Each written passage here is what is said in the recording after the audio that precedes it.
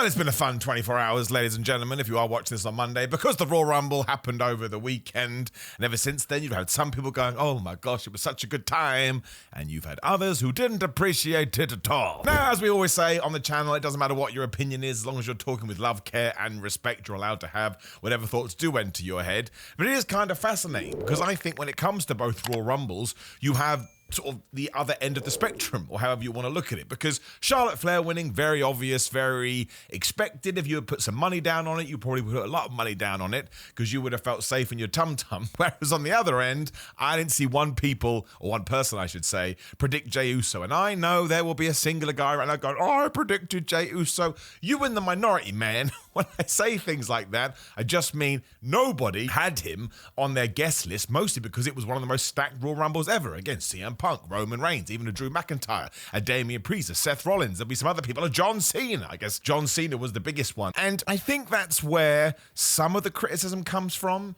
John Cena's fan base is just so crazy these days, and more power to the guy, he absolutely deserves it, that there were genuine human beings that broke down over this, that John Cena didn't win. Now, in one way, I think that's absolutely tremendous. If you are able to emotionally invest in wrestling to that degree, well, you're probably having a very good time. But you also probably just need to take a little bit of a step back every now and then too, because you will drive yourself crazy. But I love the discourse. I love the back and forth. And what's really interesting is I didn't check social media until I'd done my ups and downs video. Make sure you check it out on What Culture Wrestling. Subscribe to them and subscribe to me too. And I've made my opinions. I've done my shouting. I'd waved my arms around. And then before we sat down here to record this video, I did go online because, again, it kind of gives you more information to chat about. And I was like, oh my gosh, there are some people that are so enraged. And it really is my favorite thing about professional wrestling, but it does mean there has been some crazy fallout. So I went on my social media, which is a good or bad idea, depending how you look at it, and I just wanted to kind of give you a flavor on it. Now, I'm sure some of these are trolls, but at the same time, I like to give people the benefit of the doubt, because I even got some things like this, because I think when you forget about the winners for now, obviously the winners are important, and yes, I like both of them. We'll get into that in just 1 second. But I think in terms of how the men's one especially flowed, and the surprises, and the stories we told internally, I do think it's one of the best Royal Rumbles. Now, there may be some recency bias in there, but I really did sit down. I really did think about it, because I am a massive nerd, and there's just so many directions we can go now. We've hinted at so many WrestleMania matches, and I think one of the big problems with Royal Rumbles recently has been it's been way too focused on the winner. When all was said and done, you're like, oh, we didn't have any side quests, we didn't have any subplots. And actually, I think I'm more into those than the eventual winner, because then you kind of tell the story. So it's Jey Uso. We now presume he is going to take on Gunther, which he'll probably win that WrestleMania match too, which will be fantastic. And then that's a callback to Saturday night's main event, and that can be the build. That's probably why Gunther's been going, I've beaten you 3 times, stay away. Clearly WWE has had this plan for a while. But yeah, that one writes itself after the winner has chosen either the Raw champion or the SmackDown champion, whereas now we can talk about the Drew McIntyre, Damian Priest stuff, we can talk about the CM Punk, Roman Reigns, Seth Rollins stuff. Again, I don't want to keep going into it, but there's loads of elements now. I mean, even LA Knight and Logan Paul were fighting again. Logan Paul eliminated AJ Styles. Are we going to do that match? So AJ Styles returned, so I'm a happy dude. But yeah, let's get some of your comments up on the screen, like Undeniable here, who really came in at me. And Simon Miller went from a voice for the people to I can't help but laugh. I'm sorry. I do appreciate your opinion. This is just so extreme.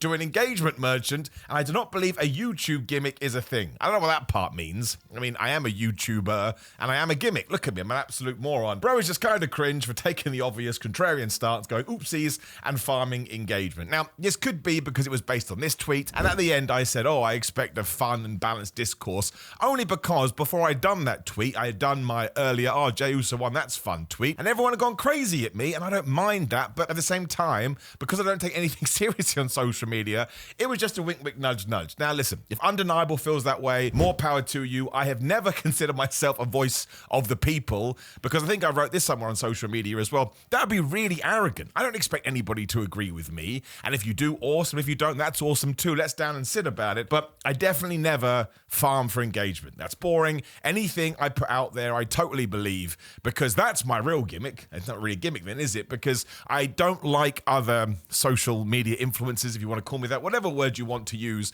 that quite clearly are grifting or saying things to try and get a rise. I mean everything I say. You can think I'm an idiot for it. You can think I'm cringy, totally fine. You can think I'm a terrible YouTuber. You can think my videos suck. Whatever words you want to throw at me, but but I promise you, it's all honest. That one just made me laugh, because all I do is pass opinion on wrestling. I don't think it needs to be that deep. But again, if wrestling is everything that you have, I respect that as well. But it just goes to show we are creating a lot of emotions here. We also had Cody Allen that said, Jey is the Emilia Perez of WWE. You're only defending this because it surprised you. This is an Alberto Del Rio level mistake. Now, I don't agree with that one. And I was actually disappointed when Alberto Del Rio won the Rumble all those years ago. Also, don't think you can compare it to the Oscars, which is very strange. There's nothing wrong with defending it because it did surprise you. Surprises are good as long as you enjoy the surprise. But I wanted to throw that one in there because I did have a back and forth with this guy. Again, it's all out there. Please do go check it out. I'm not trying to hide anything. And I explained to him my thoughts. He was like, oh no, Jey Uso is just a catchphrase, yeet, and he's just a good entrance. It's like, these are two really important things in pro wrestling. In my opinion, you can't just throw that to one side. And the phrase I always go back to, if you watch my content for a long time, you would have heard it before, is this Batman game wouldn't be any good if Batman was in it. This is when I used to go absolutely crazy about Batman Arkham City, which is one of my favorite games ever. And people would go, yeah, but if Batman wasn't in it, it wouldn't be a good game. And I'd be like, but Batman is in it. Like, I would be Steve if I wasn't Simon. That just seems like a bizarre pathway to go down. And Jey Uso does have an amazing entrance, and he is super duper over with his catchphrase. Two things that I would bet any single wrestler in the world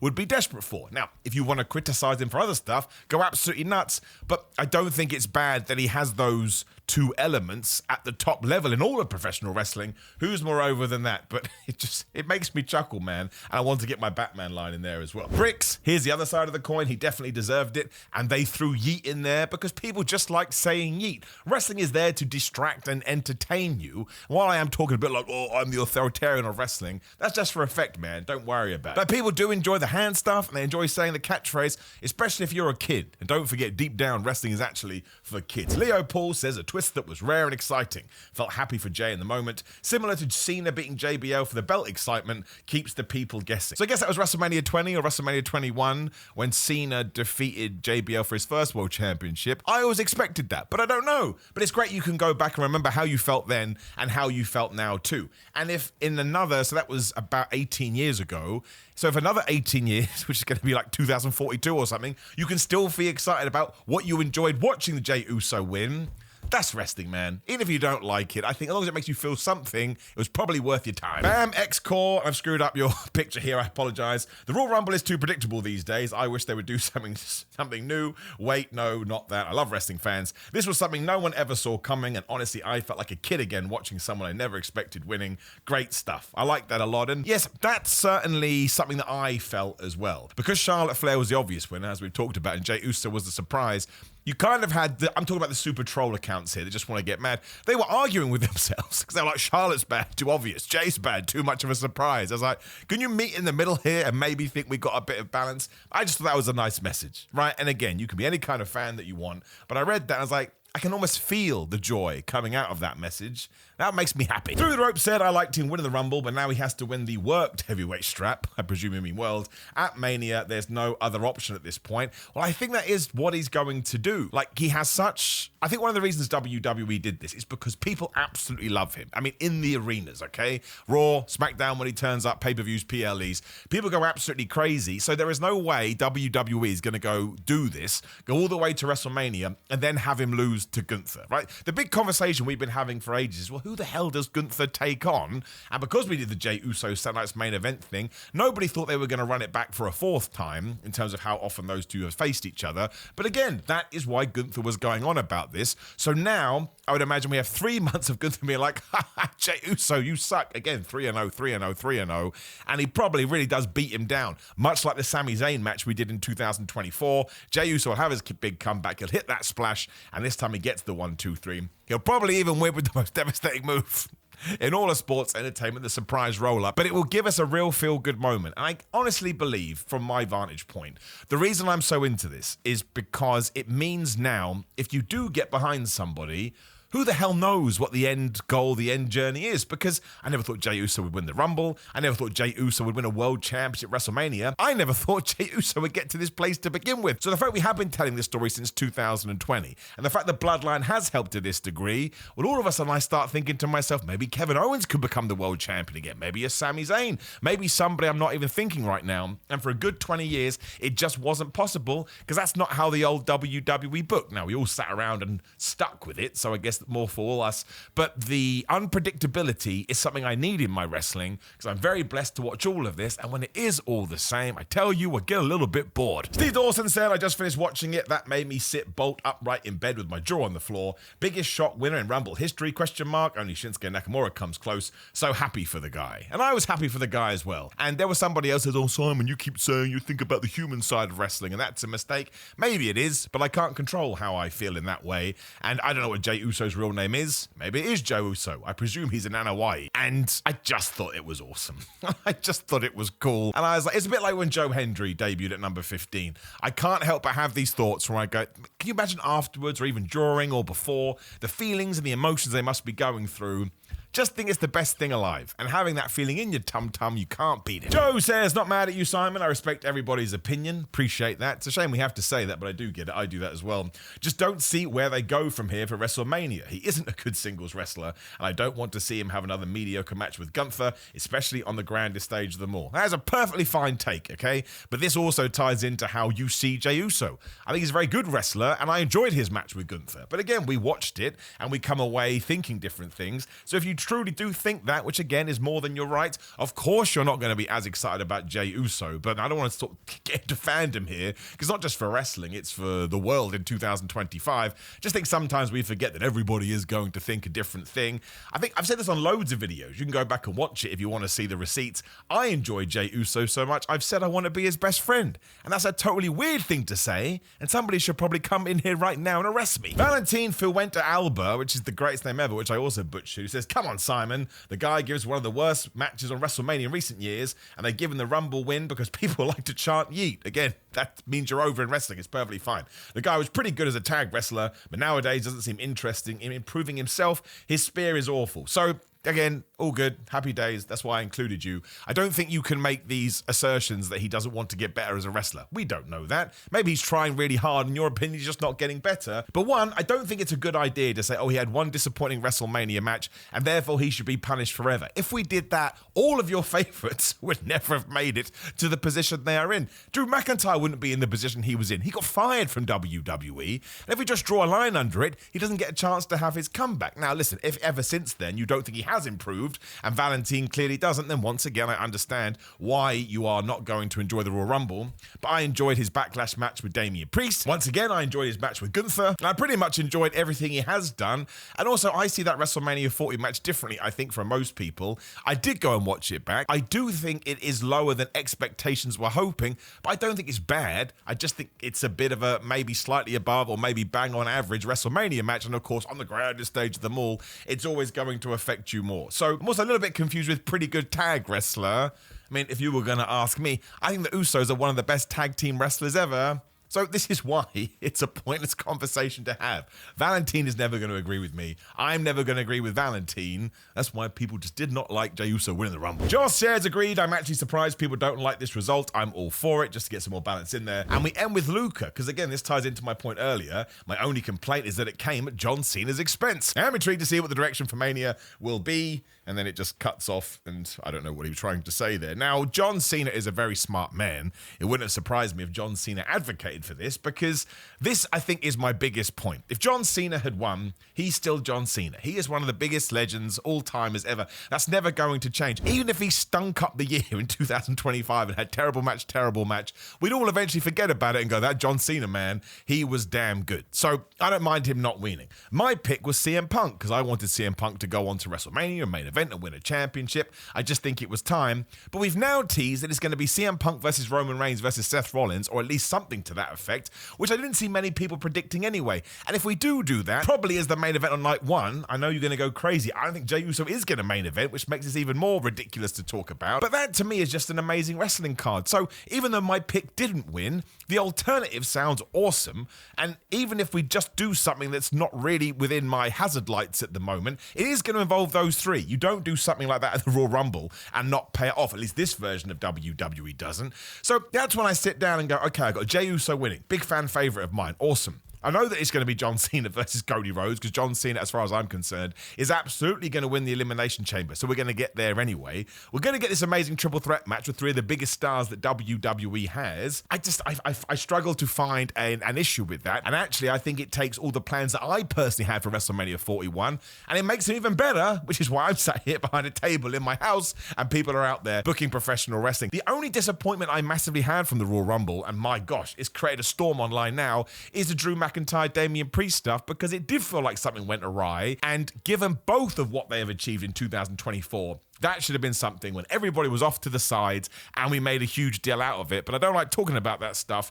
until I have more of the details. Maybe it's a super elaborate work because Damian Priest and Drew McIntyre said, well, if we do this, it is going to have more fire beneath it. So we need to wait and see. But that was the only time during that Rumble, aside from small things that I didn't particularly like. The music, for example, WWE has to train his entrance music.